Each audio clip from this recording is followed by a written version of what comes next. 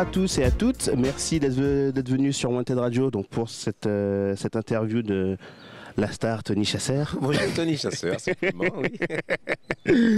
Alors, pour ceux qui ne connaissent pas Tony Chasser, c'est un artiste donc antillais qui est né le 3 décembre 62 à Fort-de-France. Donc martiniquais. Voilà, tout comme moi, ça nous fait un point commun déjà, c'est ça. C'est très bien. C'est 7 albums en solo et 19 dans des groupes, entre Malavoie, Sakio et toutes les autres groupes qui vous avez participé. Oui. Et plein de collaborations en tout genre, voilà. On en reviendra juste un peu après, derrière. C'est pour, entre guillemets, ma génération, une référence au même titre que Jacob Desvarieux, Tania Saval, j'en passe et des meilleurs. Hein. Vous ferez une petite recherche personnelle, vous allez voir qu'il y a tellement d'artistes. Un petit moteur de recherche. C'est ça. Artiste des Antilles. Alors, on va commencer tout simplement. Tony, donc, tu es venu en France en 86. J'arrive en 86. Pour, à la base, aller à la fac. Des études de musicologie, voilà, que j'ai poursuivi exactement pendant 2 mois. Et en fait, je suis rattrapé par le métier, en fait, qui me fait sortir de... Il faut savoir aussi que ma famille n'a pas beaucoup de moyens. Je suis, comme on dit, à mon compte à Paris, et que quand on me propose une première tournée 2 mois après mon arrivée, 20 dates, etc., je plonge. Mais par contre, c'est vrai que quand je retourne à l'université, là, je suis largué complètement. Tu m'étonnes. Voilà. J'allais effectivement te poser la question, en haut, quelles étaient tes relations avec Simon Jurade et Frédéric Caracas, avec qui tu passes sur son premier album? Alors, Simon Jurade, c'est la première tournée dont je parlais tout à l'heure. C'est un guitariste martiniquais. Écoutez, nous avons de bonnes relations. Hein. Simon est une génération au-dessus de moi. Et donc, quand il m'appelle, il appelle un jeune chanteur qu'il a connu en Martinique, avec lequel il n'a encore jamais travaillé. On fait l'Olympia et puis une vingtaine de dates en province. Et Caracas, c'est un bassiste que je connais, de nom, qui a déjà quelques armes, qui est un très grand bassiste, un très grand réalisateur, très grand producteur de musique zouk des années 80, 90, 2000 et encore aujourd'hui avec un répertoire immense. Et il me sollicite. Alors c'est une longue histoire. Il m'a vu chanter 1 an et demi avant dans les rues de Fort-de-France. Il a retenu mon nom. Et 1 an et demi après, il m'appelle pour chanter. Après, tu faisais du texte, donc tu faisais du texte, des mélodies qui étaient travaillées, donc voilà, forcément... et les harmonies étaient un petit peu quand même élaborées aussi. Et puis j'aime beaucoup laisser un peu d'expression, un peu de place aux instrumentistes. Donc il y a des solos, donc on me dit, ouais, tu as souvent des solos dans tes chansons, ça fait un peu jazz et tout ça, bon bref. Et donc ça a été naturel pour moi, cette dimension-là, jusqu'à la création du Big Band Music au pays, où là, j'ai carrément, véritablement plongé dans une dimension jazz et jazz créole. Bon, on ne peut pas parler de ta carrière, clairement, sans parler de peut-être l'un des titres où tu es sûr qu'effectivement, quand tu évoques ce titre-là, on sait que c'est Tony Chasser. On se dit, voilà, lui, c'est ce son-là, Don d'organe. Oui. Comment tu as fait pour faire un son qui, jusqu'à maintenant, fait danser, en gros, ambiance n'importe quel antillais qui se respecte? Je te prends l'exemple, j'ai mon petit frère qui a 3 ans de moins que moi, qui effectivement, je lui dis Tony Chasser, il me dit Don d'organe direct. Qu'est-ce qui se passe? C'est la chance que j'ai, comme beaucoup d'autres compositeurs et d'autres artistes, d'avoir au moins une chanson. Alors j'en ai quelques-unes, c'est vrai, aux Antilles, un peu moins connues dans l'Hexagone, mais aux Antilles j'en ai quelques-unes, ce qui me permet de faire des concerts de 2h30 avec des chansons connues, mais d'avoir une chanson qui a su toucher le cœur, on va dire, de la population entière. Don d'organe, c'est le seul numéro 1 que j'ai eu à la fois sur les 2 îles, c'est-à-dire Martinique et Guadeloupe. On va dire que c'est un coup de chance, quoi. C'est une composition, c'est un titre de Thierry Fanfan, le grand bassiste connu, même dans la variété française et même dans la musique internationale, qui me propose cette chanson. Je m'occupe du texte et puis de certaines parties d'arrangement vocal, de chœur et des choses comme ça. Et on ne peut pas savoir ce qu'est un tube, quoi, quand on est en studio. Même si on ressent des choses, c'est quand ça arrive sur les médias, quand les radios commencent à le diffuser, que cette chanson devient quelque chose qui aujourd'hui, je ne vais pas dire éternel, mais qui ponctue ma carrière véritablement. Quand je fais des soirées dansantes, je suis obligé de ponctuer avec Don d'organe. Ah, on n'est pas loin de l'éternel, hein. Oui, bon, il y a un moment, les générations passant, ça deviendra une sorte de Goldie dont on ne saura plus trop qui a fait quoi. Parce que je te prends l'exemple, hein, j'ai une fille de 5 ans, limite quand je mets du son à la maison, c'est ces sons-là qui passent, donc voilà, elle commence à se déranger, tu te dis, ah bah écoute, là tu sais que ça va rester. Très bien. Et question toute bête encore, vu qu'effectivement, toi, tu as eu cette chance d'avoir été diffusé, on va dire pas mal dans les débuts avec Kassa, avec l'époque de Kassa et compagnie. Qu'est-ce que tu penses maintenant du fait que on n'entende plus du tout de musique caraïbéenne sur que ce soit à la télé, parce que je sais que tu as fait de la télé aussi. Oui, beaucoup, oui. Que ce soit à la télé, que ce soit à la radio, on n'entend quasiment plus du tout de ces musiques-là.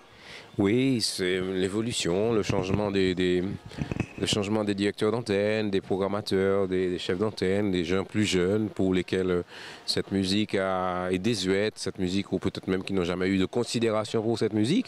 Et puis une évolution des couleurs musicales. Aujourd'hui, on parle beaucoup de beatmaker, donc le zouk, malgré l'apport de l'informatique, reste quand même une musique qui se joue avec des musiciens et qui s'enregistre pendant longtemps, en tout cas, avec des musiciens.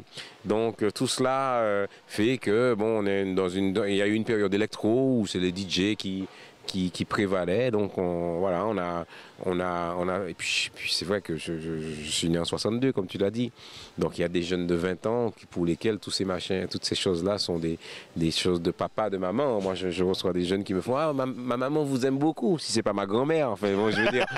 Donc là, il faut savoir assumer ça. Moi je l'assume totalement. C'est vrai que quand je fais mes spectacles aux Antilles, il est rare de voir un jeune de 20 ans, 25 ans. C'est tout de suite 40 ans. Enfin, voilà. Mais ça va. Hein, ils me remplissent mes salles. Ils sont contents. Ça va. Et ça existe dans la variété française aussi. Hein. Je connais des artistes, je ne vais pas les citer, mais qui ont un public qui est à leur âge et qui les a suivis et qui les suit encore. Nous avons cette chance-là. On souhaite cette chance-là à la nouvelle génération. C'est tout ce qu'on peut dire. Alors, tu n'as pas été juste chanteur. Tu as fait tellement de choses. Il y a même des choses que je ne savais même pas et que j'ai appris quand j'ai travaillé effectivement cette interview-là. Mais tu as eu énormément de casquettes.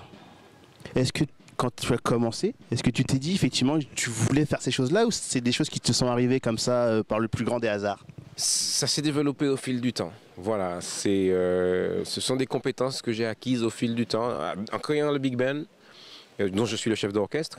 Et là, ça a permis de montrer à mon milieu, mais ainsi qu'aux organisateurs, que je pouvais gérer un grand groupe de 18 personnes. Donc cette compétence-là m'est reconnue aujourd'hui. On me donne maintenant la direction artistique de plateau d'artistes avec 10, 15, 20 chanteurs. J'ai de bonnes relations avec mes amis chanteurs. Ils ne sont pas obligés d'aimer ce que je fais, je ne suis pas obligé d'aimer ce qu'ils font. Mais comme ils me disent tous, même les plus jeunes, respect. Donc, et comme je leur renvoie ce respect, donc voilà, on m'appelle pour diriger les chanteurs et en général ça se passe bien. Ces compétences que j'ai acquises me permettent effectivement d'avoir une vision globale, d'écouter de la musique de jeunes artistes tout en ayant le background de ce qui s'est passé avant, ce qui fait que c'est un regard, on va dire, bienveillant sur toutes les dimensions musicales de nos pays. J'ai toujours, dès le départ par contre, gardé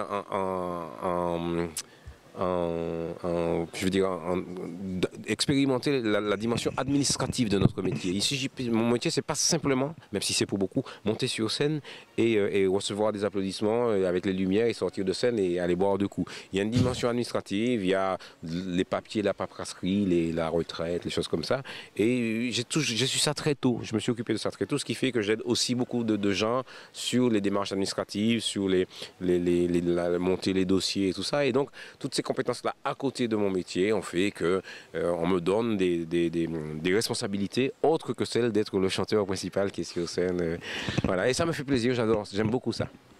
Alors, j'ai deux dernières questions et après je te laisserai te préparer. Oui, merci. Si tu devais choisir ne serait-ce qu'un album parmi tous ceux dans lesquels tu as collaboré ou même ceux que tu as fait, qui te représente le plus? Alors c'est un album avec des chansons inédites mais aussi des reprises parce que j'aime beaucoup faire des reprises. J'aime beaucoup la musique en général, la musique même des autres en fait, pas uniquement la musique. Donc j'écoute beaucoup les autres.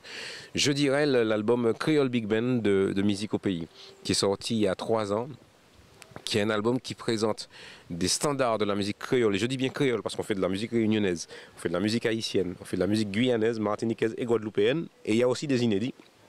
Quand je dis on fait de la musique, on fait des reprises de titres. Je chante du Bito Vorba, je chante du Mehdi Gerville, je chante du Chris Combet, je chante du Kassav, mais je chante aussi des chansons inédites. Et donc cet album-là a une variété de titres qui est vraiment ce que je recherche dans la musique, c'est-à-dire à la fois proposer des choses qui sont issues de moi, mais aussi des versions personnelles, une vision personnelle de titres qui font partie des grands standards et que j'ai aimé. Donc l'album Creole Big Band de Musique au Pays qui est sorti en 2018. Voilà. Si tu avais un regret de ne pas avoir collaboré avec un artiste? Alors, j'ai collaboré avec lui, mais je n'ai pas eu de duo avec lui, Patrick Saint-Éloi. Voilà, c'est dommage. Alors, il n'est peut-être pas connu, mais c'est le plus grand chanteur de zouk de la musique antillaise. Un individu avec une personnalité et une écriture mélodique, mais aussi au niveau des textes, un sens un sens de la sensation, de la sensibilité qui touche le public. Et décédé il y a maintenant 10 ans, et plus de 10 ans. Ouais. Ça remonte quand même. Hein. Ça fait 11 ans. Et puis, au niveau international, j'aurais bien aimé avoir eu le temps de chanter quelque chose avec Al Jarreau, mais bon, voilà. Et dernière question, tu as aussi adapté donc, les poèmes de Aimé Césaire. Oui, j'ai été sous... Alors, toutes les compétences que j'évoquais tout à l'heure, alors j'ai pas évoqué celles de producteur en studio et de réalisateur.